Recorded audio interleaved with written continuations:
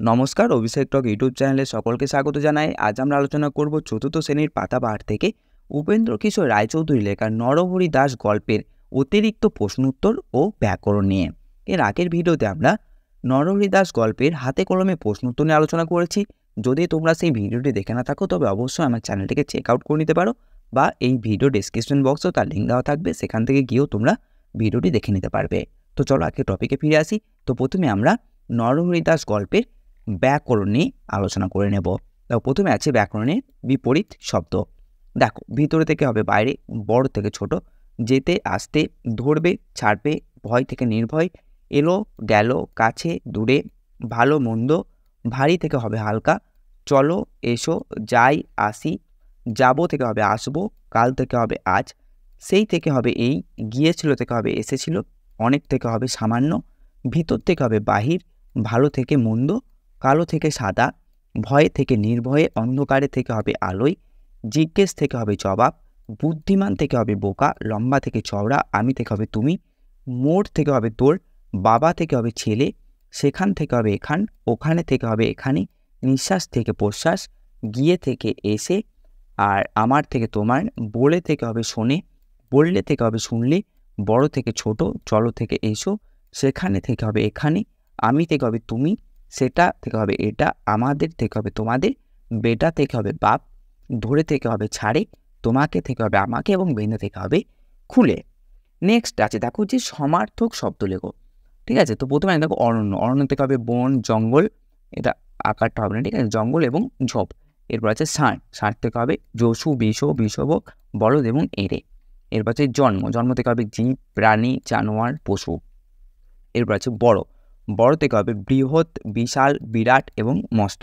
বাঘ থেকে হবে ব্যয়, সাদুল, নরখাদক জাতীয় পশু। এরপর আছে বেটা। বেটা থেকে হবে ছেলে, পুত্র, তনয়, নন্দন, দোলাল এবং বালক। এরপর আছে ক্ষেত। ক্ষেত থেকে হবে ক্ষেত, জমি, মাটি, ক্ষিতি, ভূমি, ভূ এবং মৃত্তিকা।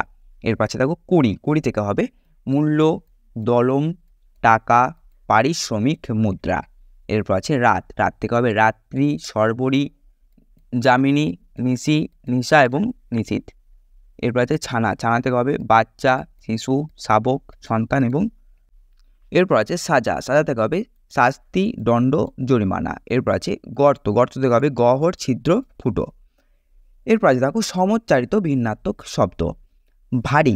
ভারী কথার অর্থ হচ্ছে খুব। পরে সে ছোট ভাই ভারী বুদ্ধিমান। আর একটা ভয়াকার রয়ে দীর্ঘই কথার অর্থ হচ্ছে ওজন। বুড়ো মানুষ সামান্য ভারী জিনিসও বইতে পারে না। এরপরে দেখো দাড়ি। পুরুষের গালের ঘন লোম। রবীন্দ্রনাথের দাড়ি ছিল দেখার মতো জিনিস।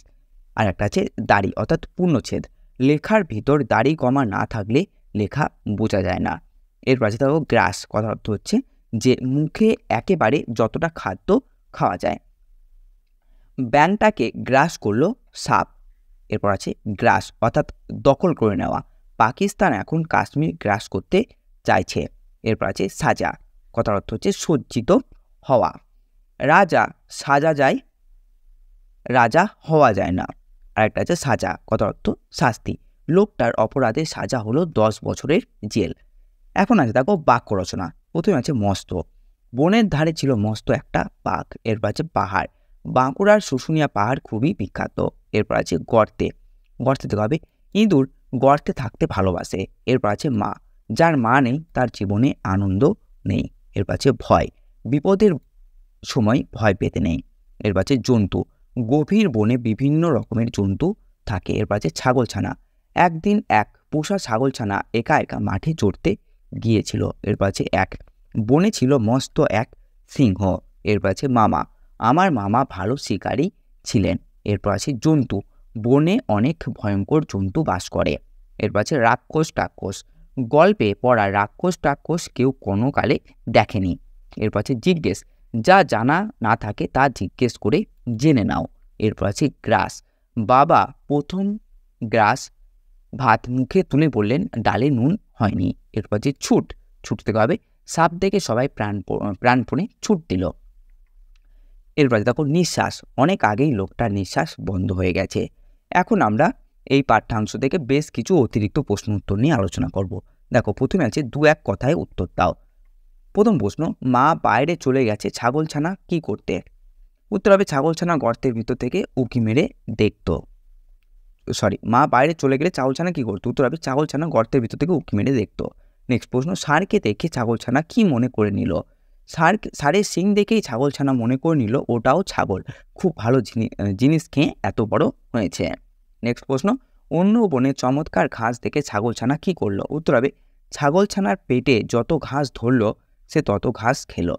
এরপর ষাঁড়ের কি দেখে ছাগলছানা মনে করে নিল ওটাও ছাগল? উত্তর হবে ষাঁড়ের শিং দেখে। এরপর কি কারণে ছাগলছানা আর চলতে পারছিল না? উত্তর হবে ছাগলছানার পেটে যত ঘাস ধরল ততই সে খেয়ে ফেলার জন্য আর হাঁটতে পারল না। নেক্সট প্রশ্ন, রাতে ছাগলছানা কোথায় থেকে গেল? উত্তর হবে শিয়ালের একটা গর্তে। এরপর শিয়াল কোথায় গিয়েছিল? উত্তর হবে শিয়াল গিয়েছিল বাঘ মামার বাড়ি নেমন্তন্ন খেতে। এরপর গর্তে ছাগলছানাকে দেখে শিয়াল কি মনে করলো? উত্তর হবে কালো ছাগলছানাটাকে রাক্ষস মনে করলো শিয়াল। এরপর শিয়ালকে আবার আসতে দেখে বাঘ মামা কি জিজ্ঞাসা করলো? উত্তর হবে কি ভাগ্নে, এই গেলে আবার এক্ষুনি এত ব্যস্ত হয়ে ফিরলে যে? এই কথা জিজ্ঞেস করেছিল। নেক্সট প্রশ্ন, নরহরি দাস কে? উত্তর হবে গর্তের ভিতর লুকিয়ে থাকা ছাগলছানা নিজের নাম বলেছিল নরহরি দাস। এখন আমি দেখো সংক্ষেপে উত্তর দাও।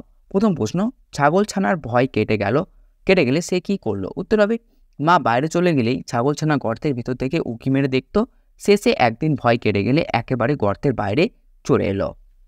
নেক্সট প্রশ্ন, ছাগলছানা কোথায় থাকতো? উত্তর হবে যেখানে মাঠের পাশে বন আছে আর বনের ধারে মস্ত পাহাড় আছে সেইখানে একটা গর্তের ভিতর ছাগলছানা থাকতো। এরপরে প্রশ্ন, গর্তের ভিতর চুপ করে কেন বসে থাকতো ছাগলছানা? ছাগলছানা তখনও বড় হয়নি, তাই তার মা তাকে বলতো যাস নিয়ে, ভালুকে ধরবে, বাঘে নিয়ে যাবে, সিংহে খেয়ে ফেলবে। তা শুনে ভয় পেয়ে ছাগলছানা চুপ করে গর্তের ভিতর বসে থাকতো। নেক্সট প্রশ্ন, কিভাবে ছাগলছানা ষাঁড় দেখে বুঝলো এটা ষাঁড়? ঠিক আছে, ষাঁড় দেখে বুঝলো ওটাও একটা ছাগল। উত্তর হবে ছাগলছানার গর্তের কাছে ষাঁড়টা ঘাস খাচ্ছিল, তার শিং দেখেই ছাগলছানা মনে করে নিল ওটাও ছাগলছানা, খুব ভালো জিনিস খেয়ে এত বড় হয়েছে। নেক্সট প্রশ্ন, সন্ধে হয়ে গেলে কি ঘটলো? উত্তর হবে ছাগলছানা এত বেশি ঘাস খেয়ে ফেললো যে সে আর চলতে পারল না। সন্ধে হয়ে গেলে ষাঁড়কে বাড়ি চলে যেতে বলে ছাগলছানা একটা শিয়ালের গর্তে ঢুকে রইল। নেক্সট প্রশ্ন, বাঘ মামার কাছে ফিরে গিয়ে শিয়াল কি বলল? উত্তর হবে বাঘ মামার কাছে ফিরে গিয়ে শিয়াল হাঁপাতে বলল, মামা সর্বনাশ তো হয়েছে, আমার গর্তে এক নরহরি দাস এসেছে। সে বলে কি না সে 50 বাঘে তার নাকি এক গ্রাস। প্রথম প্রশ্ন আছে ছাগলছানা কি কারণে শিয়ালের গর্তে ঢুকেছিল? উত্তর হবে নিজেদের গর্তের কাছে একটা ষাঁড়কে চড়তে দেখে ছাগলছানা তাকেও একটা ছাগল ভেবে নিয়েছিল। কি কারণে? ষাঁড়টার, এটা ষাঁড় হবে, ঠিক আছে, এটা একটু স্পেলিং মিস্টেক হয়ে গেছে। ষাঁড়টার এমন ভালো চেহারা হলো তা সে জানতে চাইলে ষাঁড় তাকে বলেছিল অন্য একটা বনে ভালো ঘাস আছে, তাই খেয়ে তার এমন চেহারা হয়েছে।